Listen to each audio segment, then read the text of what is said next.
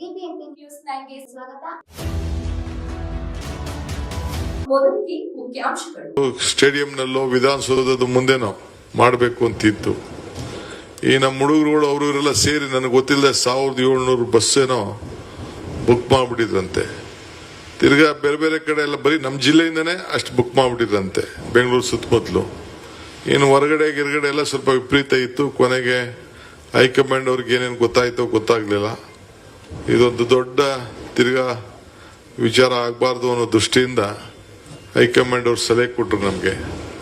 So ನಾನು stadium ಅನ್ನು ಮಾಡಬೇಕು, ನಾನು ಸಿದ್ದರಾಮಯ್ಯನವರಿಬ್ರು ಸೇರಿ ಇದನ್ನು ವಿಧಾನಸೌಧ ಮುಂದೆ ಯಾರು ಮಾಡಬೇಕು ಇಲ್ಲ ಸ್ಟೇಡಿಯಂ ಅಲ್ಲಿ ಮಾಡಬೇಕು ಅಂತ ತೀರ್ಮಾನ ಮಾಡಿದ್ದು. ಆದರೆ ಕೊನೆಗೆ ಆಗಲಿಲ್ಲ. ಕೊನೆಗೆ ರಾಹುಲ್ ಗಾಂಧಿ ಅವರು ಮತ್ತು ನಮ್ಮ ವರಿಷ್ಠರೆಲ್ಲ ಸೇರಿ, ಜನರಲ್ ಸೆಕ್ರೆಟರಿ ಎಲ್ಲ ಸೇರಿ ಮಾರ್ಗದರ್ಶನ ಕೊಟ್ಟರು. ಸ್ವಲ್ಪ ಸಿಂಪಲ್ ಆಗಿರಲಿ ಡಿಕೆ ಅಂತೇಳಿ. ಸೊ ಒಪ್ಕೊಂಡೆ ನಾನು. ಸೊ ಅದಕ್ಕೆ ಜಾಸ್ತಿ ಜನ ಕಾರ್ಯಕರ್ತರಿಗೆ ನಾನು ಕೊಡೋಕ್ಕಾಗಿರ್ಲಿಲ್ಲ. ಸೊ ಯಾರು ಬಂದು ಅದನ್ನು ನೋಡೋಕ್ಕಾಗಲಿಲ್ಲ.